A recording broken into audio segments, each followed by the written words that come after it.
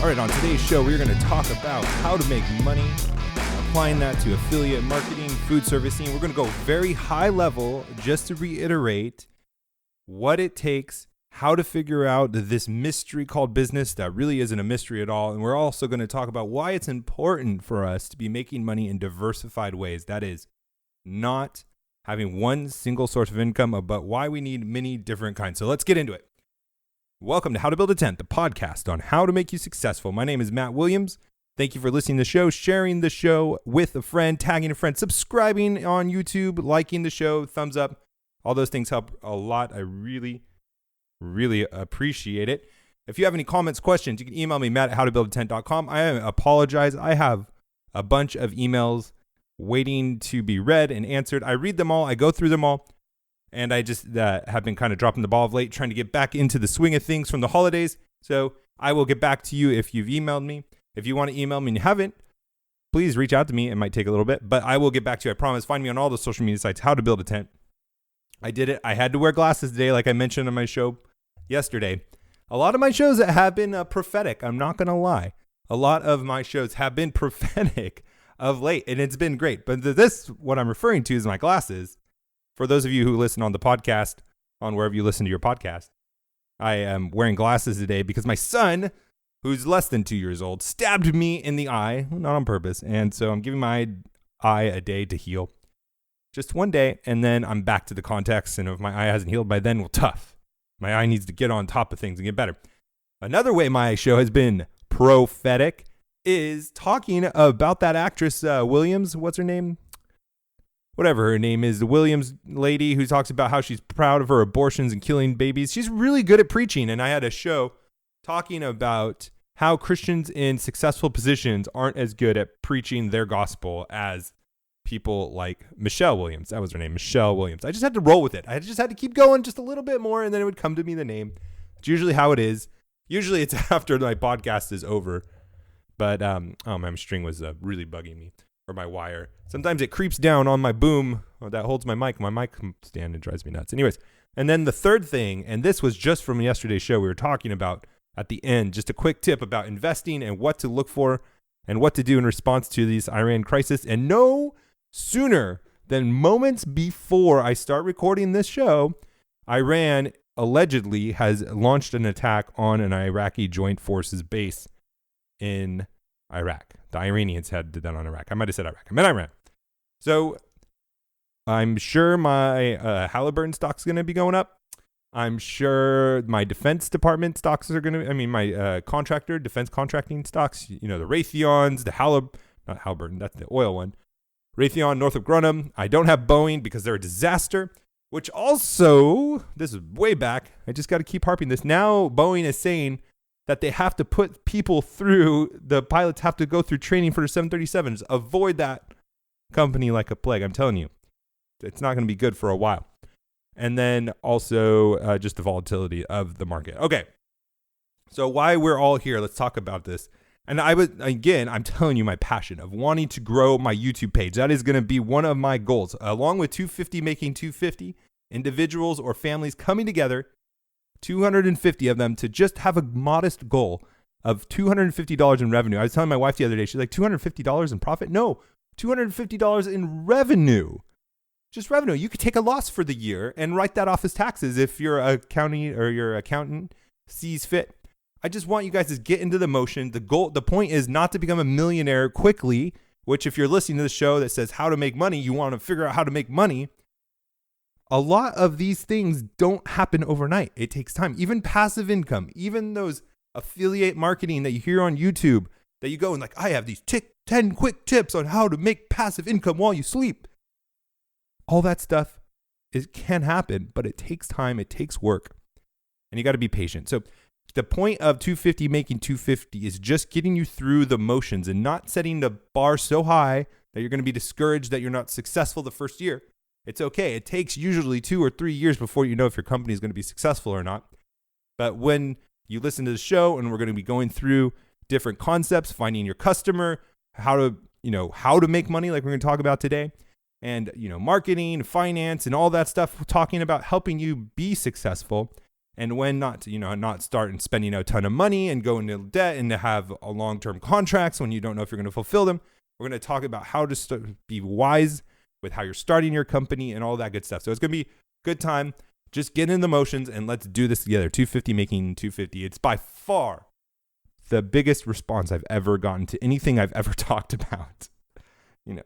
And probably it's almost probably to 100. Nah, it's probably less than 100.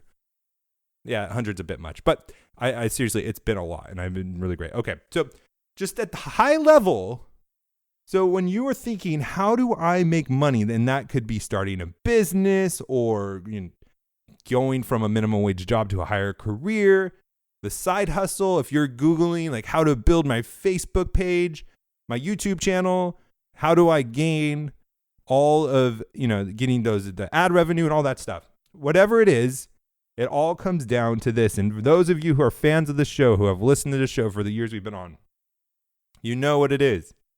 It's providing value.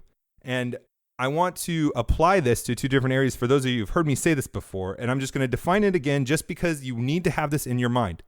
And when you have this and you're going to do anything, ask for a raise, start a business, start a side hustle, try to do something on the side, like, do this passive income thing, it all comes down to this. Is what value are you providing to somebody who's willing to pay you for it? That could be a company like Amazon, where you promote their links and you drive traffic to their page, and through that link, you get paid a percentage. It can be advertising on a podcast. It can be building a product that solves a solution, that solves a problem, that is a solution. It all comes down to this, is do you provide value? And the value is simply in a simple equation. It's benefit minus cost. It's what benefit are you delivering for the price that you are charging for it? So somebody is going to give up money, a cost, to get the benefit you are providing, and they are getting value from that. And that is the whole game. That's the whole game. Marketing is communicating and convincing people that your benefit is greater than the cost that they have to give up. Finance is tracking those things and detailing it and making sure that you're charging the right prices, that you're paying the right taxes, that you are using your money and applying the same principle to investing, to your projects, to all of the capital that you're buying. You buy capital believing that the benefit in the long run is going to be greater than the cost of today. That's return on investment. It all comes down to this. So when you are thinking about affiliate marketing or growing my YouTube channel, even me, who is still working on growing my YouTube channel, and you know this from those of you who listen to the show on the podcast, I know it comes down to people listen to your podcast or listen to your YouTube channel because they believe the time, the cost is worth it. It's going to be a greater benefit than doing it something else, the opportunity cost. And that's it. So that is what you need to do. So if you are thinking, man, I don't know how to make money. Yes, you do. You need to provide a service, build a platform, build a following that creates and gives a benefit to somebody else who's willing to sacrifice or pay a cost to acquire that benefit. And that's all it is. No matter what job, it's a restaurant, affiliate marketing. And for example, let's just do affiliate marketing for a second. So most people do affiliate marketing through Amazon, and they're like, you read a blog, you have a YouTube, the 10 best cameras to buy for YouTubing. And I've looked at a lot of those. The 10 best cooking utensils for cooking or grilling or baking cookies, whatever it is. And then they'll have like 10 links to Amazon, the Amazon products that they're reviewing. And that's to get you to go there. And see, this is twofold. One, you're providing value to the people reading it. They don't have to do the research themselves. They're going to a place to get a quick overview to make a purchase. And so they're trading their time. They're giving up the cost of their time to get the benefit of what you're providing. And on the other side of affiliate marketing, you are providing a service to Amazon. You are advertising for them and creating traffic driving to their page in exchange for the percentage, the cost for Amazon to use you. And so you get payment that way. And that's all affiliate marketing is, no matter what, at a high level, the philosophical of why it works and what is actually going on. That's all it is. So when you're thinking about affiliate marketing, when you're thinking about how to make money in that way, just understand that's what you need to be doing. And the more you can create value to your reader, to your viewer, whoever you're using to get those links sent to the company that you're an affiliate for, the more value you can provide them, the more traffic you're going to send and provide value to the people that are paying you.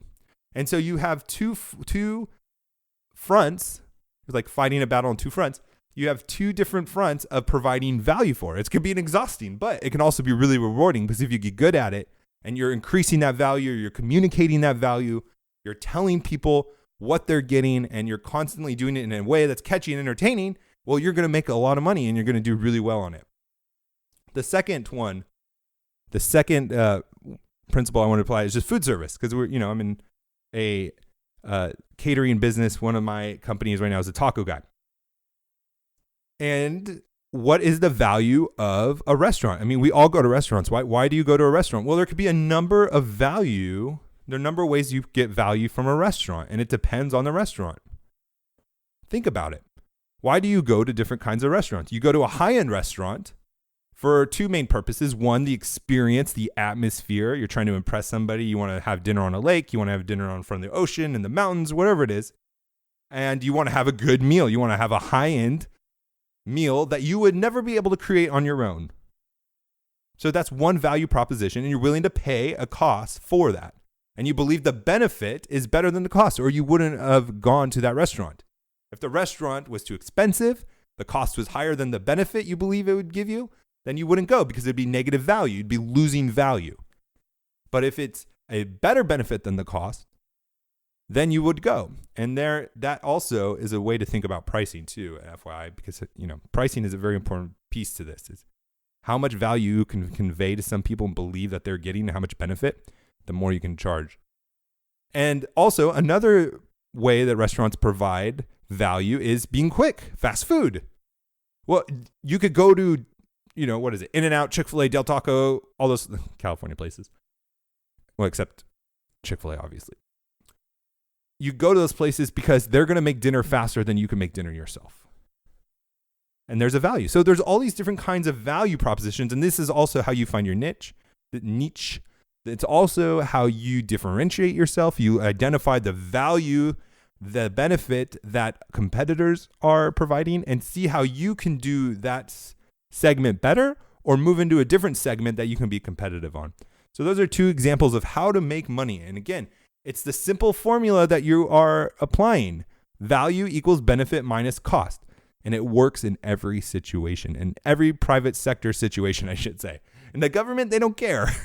They don't care at all. They just spend our money and we go into debt. All right, after that, we're going to talk about why it's important for you to do this, why it's important for you to be don't be tart. Be part of 250 Making 250. Have these side hustles. Be looking for ways to make money. It's really important for a number of ways, and it really hit me. I was listening to my buddy's podcast, AD Robles. He's on YouTube as well. And he was just talking about this, and it's just right on. And this is why this is one of the reasons why I have this podcast. This is why I do this on YouTube, and I want you to listen. I want you to share the show with people because it's so important. But first, we got to talk to you about faithful counseling. And one of the things, let me say this has happened to me a lot. I'm going to testify. I'm going to testify right now. When I start an endeavor, a venture, whatever it is, a business idea, maybe you're starting this 250 Making 250. Oftentimes I get depressed. Oftentimes I get anxiety. I get stress about it. Faithful counseling could be a great resource for you if you're in this situation. They have licensed professional counselors who have depression, stress, or not have depression. They specialize in depression, stress, anxiety, sleeping, crisis of faith, trauma, family conflicts, grief. They're here to help. And what's so great about them is they're on demand. They have 3,000 U.S. licensed therapists across all 50 states available worldwide. You can text, chat, phone them, and video chat with them. That is awesome because, like with your depression, you can just have that burden over you. You don't want to get up. You don't want to get out of the day, but you can just use your phone. 24 hours a day, convenient, professional, and affordable. Best of all, it's truly affordable when you use the discount code faithfulcounseling.com/HTBT, faithfulcounseling.com/HTBT. Why not give it a try? 10% off the first month. Simply fill out a questionnaire to help them assess your needs and get matched with a counselor you love. That's faithfulcounseling.com/HTBT. And then the link will be in the show notes before 10% off your first month. If you struggle with depression and those kinds of things where you need to talk to somebody like I have in the past, they have a great option for you, faith-based counseling, faithful counseling. All right. Back to the topic. Why should you be making money? Why should you be fulfilling this drive that you should be encouraging it, should be going after it? And I was listening to my buddy A.D. Robles. We have a show, Reform Jellicle, also you can check out. And he was talking about the Synodoc that my buddy David Shannon came out with. Some of you know him as Chocolate Knox from the Cross Politics show. And they did a Synodoc called By What Standard?